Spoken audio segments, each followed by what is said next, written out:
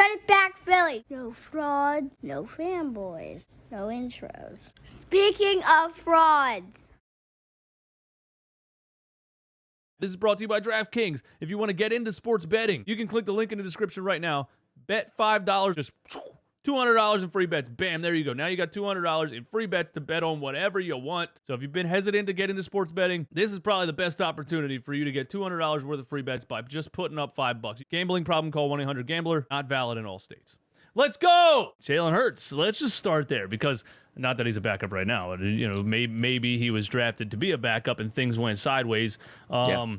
Let's just start there because speaking of skepticism, I was very skeptical of Jalen Hurts at the end of last season. Actually, like week 3, Dallas Cowboys, when he threw that one down the right sideline that was like 18 yards short for an I know what you mean. And speaking of families also, a lot of people on YouTube can't handle how overreactionary I really am. Like, I'm that guy. Like, your family that was saying it's over, we're done.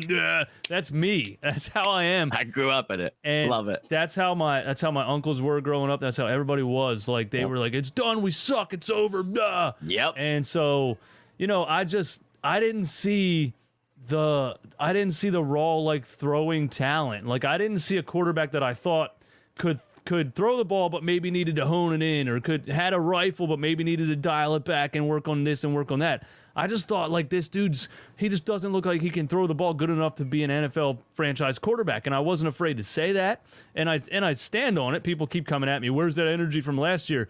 I'm sitting up here admitting 2 weeks in a row, this dude has looked incredible. Like, it's blowing me away. I would be happy to be wrong about it. I don't know what the hell he did this offseason, but the ball looks tighter coming out of his hand. The pass looks quicker and has more zip on it. The accuracy in just 2 games has been like on the money. And I don't want to get too far ahead of myself because, he could have a bad game. He could have a bad couple of games or whatever. But These first 2 games have looked insane. I mean, his accuracy is not anything close. It's not what it was last season. And look, you got to respect that, man. And look, we all get stuff wrong, and you got to say it with your chest. Believe in what you're saying, and if you're wrong, you're wrong. At least you admit. There's people out there. People I can't stand is when people come at like someone like me, and it's like, you don't know what you're talking about. And it's like, okay, well, I'm breaking down how I feel this way. You tell me why. And if they don't, and it's just, well, you're an asshole. And it's like, oh, what the hell? Like, I don't understand that. So I love, when people could just admit it, and it's like, okay, let's move on from that because look, he's looked great. I didn't see this. And it's like, look, I don't see a lot of things. I thought Jalen Reagor could do something special. I thought, Justin Jefferson should have been the pick, but it is what it is. I was hopeful, but look at that. So I think, Jalen Hurts for me. Okay. So when you said it, like you wanted to go back. So we'll go back to where, when he gets drafted, I'm like, I remember it was literally like 6 minutes were still left. And I remember somebody said I was on like a party, like 9 people. And they're like, dude, they're drafting Jalen Hurts. Like somebody just told me. And I was like, why would we draft a quarterback? Like we wouldn't do that. And then the time came and I was like, you gotta be kidding me. Right. So we draft him and I'm like we just gave Carson Wentz money, but I guess he gets hurt. I'm like literally trying to justify it in my head. I'm like, okay. And I love the kid because I'm like, okay, I've watched him at Alabama, Oklahoma. I love his fighting attitude. I love the leader he is.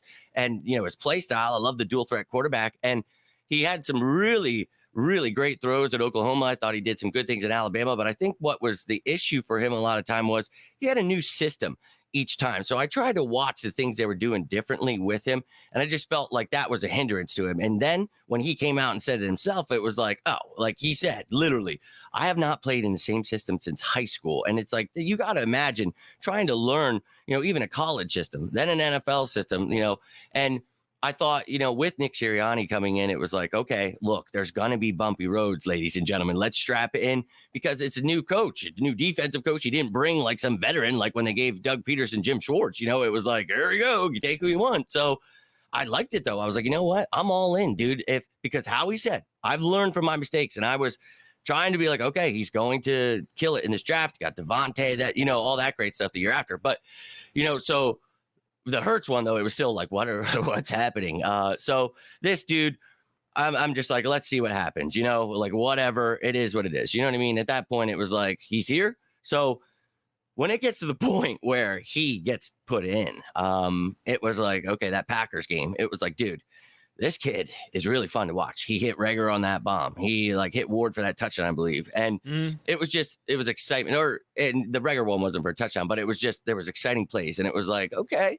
Then he came out the next week against the Saints. Everybody's like, well, they're the number one rushing defense, so he's not going to be able to run. They can't do anything, so it's an automatic loss in his first career start. And he was like, well, actually, I'm going to come out and beat your ass. Yes. So he broke some ankles on his way to doing that.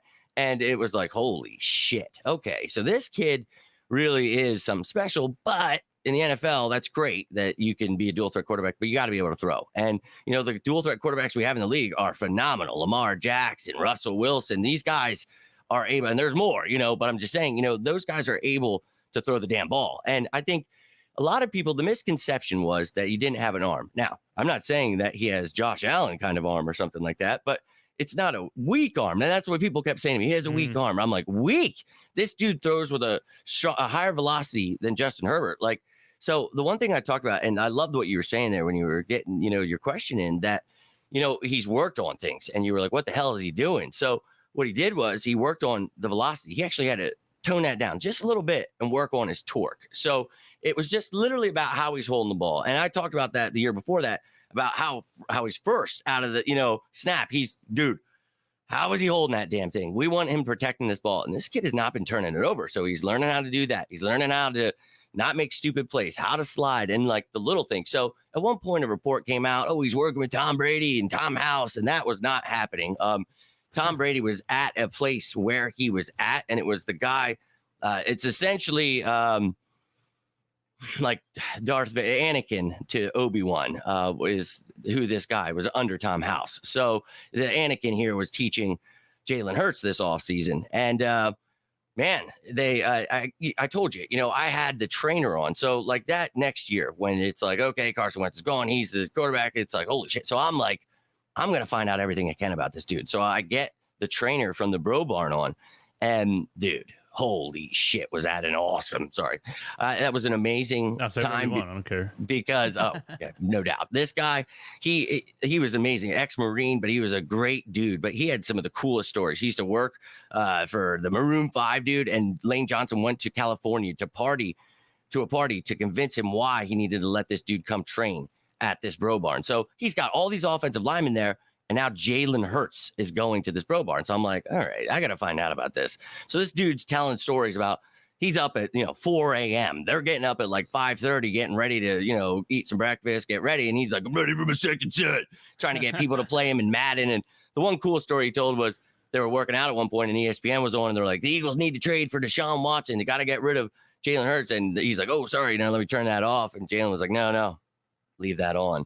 At that moment, I was like, oh shit, like this dude, I love that, man. And just the way we started talking. And then after the interview, I ended up talking to this dude for like 2 hours, introduced me to Lane. It was awesome. So we ended up becoming friends. Like, and now I relay as much as I possibly can, because I don't, want to, disrespect anybody, but it's like, dude, these guys are awesome. And they're there with him every day. And the things in those interviews that they're talking about, just the things he eats. Like I got his chef then, because the chef reached out and was like, dude, that was an awesome show. Just want to let you know. And I was like, hey, you want to come on too? Because I want to know what he's eating. He's like, are you serious? And I was like, he's like, there's no way you could make that entertaining. He's like, I've never been on a show. I was like, dude, come on the show and I'll make it entertaining. And dude, I brought up like his dishes and stuff. He's like, oh man, this is crazy. And I was like, look, man, I want people to know that this guy is the most dedicated dude. And look, we're a blue collar city, baby. We just want to see this man working. And that's all we could ask. So I had no idea if he was going to be the next great quarterback. And I still don't know if he's the next great, because like you say, it's 2 games, but how exciting it is. Look, 333 yards, right? 26 for 31, I believe it was. That's 83% passing right there.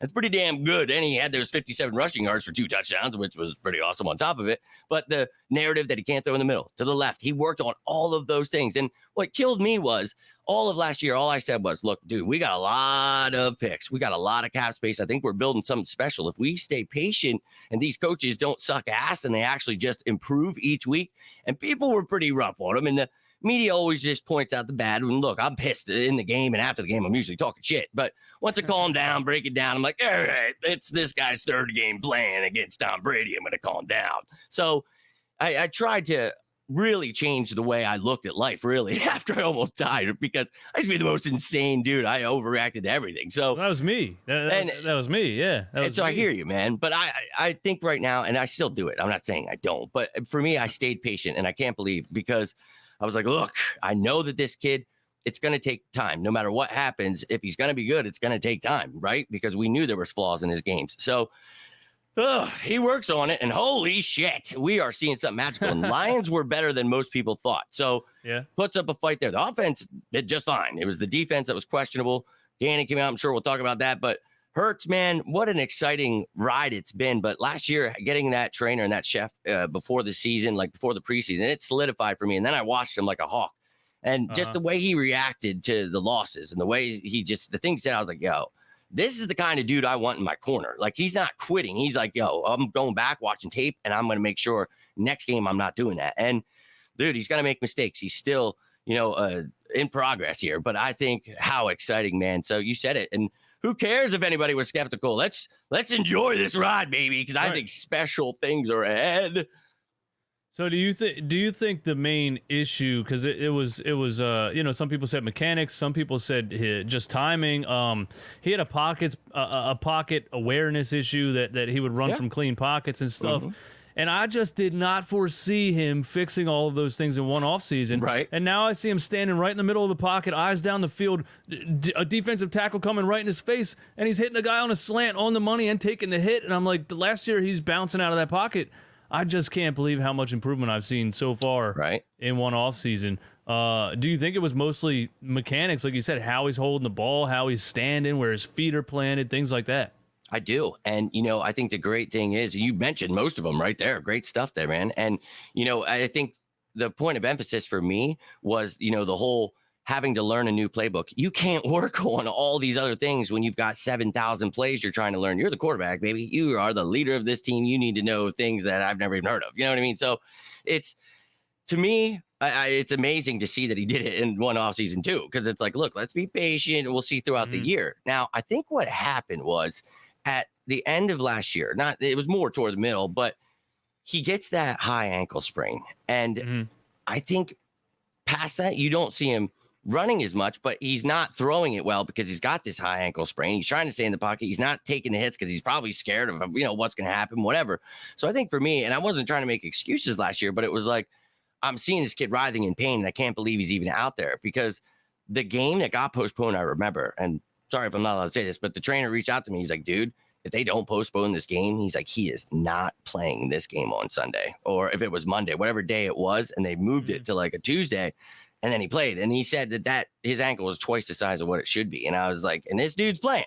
And I think the Eagles, because I'm like, you wouldn't do that with your franchise quarterback. But they're like, hey, like, you better prove you're the franchise quarterback. So he went out there, and they're like, this mother. And then he goes out this offseason, like you said, and it was all those little things, the intangibles.